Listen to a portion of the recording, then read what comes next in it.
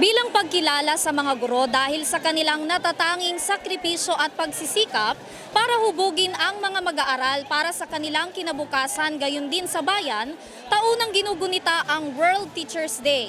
Kasabay niya nanawagan din ang mga ito sa pamahalaan para sa kanilang mga benepisyo at pangangailangan sa loob ng mga paaralan.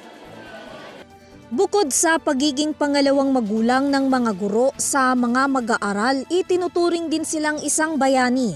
Sa kabila kasi ng mga kalamidad na dumarating sa bansa, handa pa rin sila para gampanan ang kanilang sinumpaang tungkulin at yan ay ang makapagturo. Napatunayan pa yan noong panahon ng pandemya kung saan nasubok ang kanilang iba't ibang paraan sa pagtuturo sa pamamagitan ng modular o online class. Sa kabila niyan, mayroon pa rin silang ilang panawagan sa mga kinauukulang ahensya na dapat nilang natatanggap. Syempre sa hangad nating mas itaas yung sahod ng ating pong mga kaguruan sa bansa dahil lalo na po ngayon mataas po ang mga bilihin sa iba't ibang panig ng mundo, lalo na din sa ating bansa.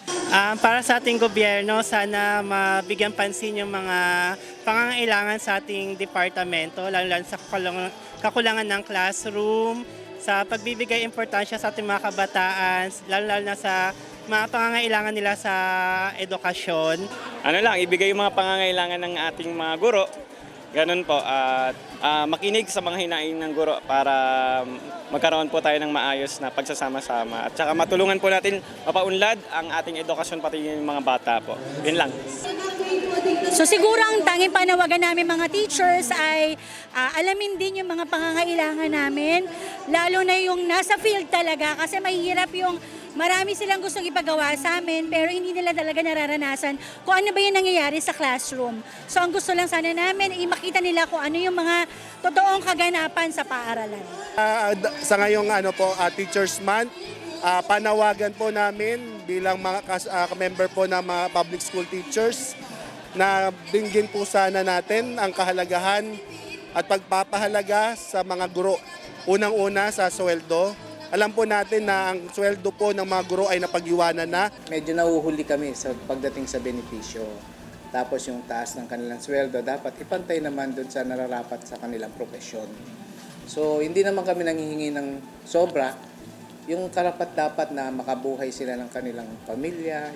Samantala bilang bahagi naman ng selebrasyon, nagkaroon ng maikling programa ang Tandang Sora Senior High School sa Quezon City upang bigyang pagpupugay ang mga guro. Nagsimula ito sa isang misa na parehas dinaluhan ng mga guro at estudyante. Pagkatapos niyan, sinundan ito ng mga palaro kung saan isa raw ito sa kanilang paraan upang pansamantalang makapagpahinga sa mga aralin. Ayon naman sa ilang mga estudyante na aming nakapanayam, malaking bagay raw ang presensya ng mga guro sa kanilang pang-araw-araw na buhay, lalo na't isa ang mga ito sa bubuo ng kanilang kinabukasan sa hinaharap.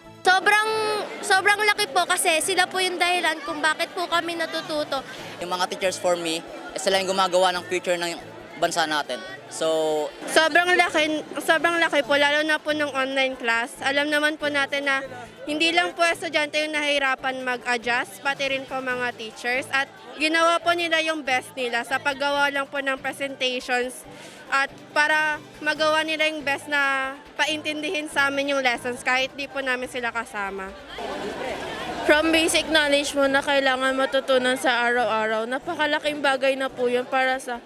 Magkahiwalay naman na ipinahayag ni na Pangulong Ferdinand Marcos Jr. at Vice President at Education Secretary Sara Duterte ang kanilang pagbati at pagpupugay sa mga guro. Today, we come together to honor a group of extraordinary individuals who have had a profound impact in our lives, and that is you, our beloved teachers. You play a vital role in shaping not only the minds of our youth, but also in molding the future of our nation. Happy Teachers Day! Happy Teachers Day! Happy Teachers Day! Mula dito sa Quezon City para sa Your TV News, Vanessa Cleofa sumasaludo sa bawat Pilipino.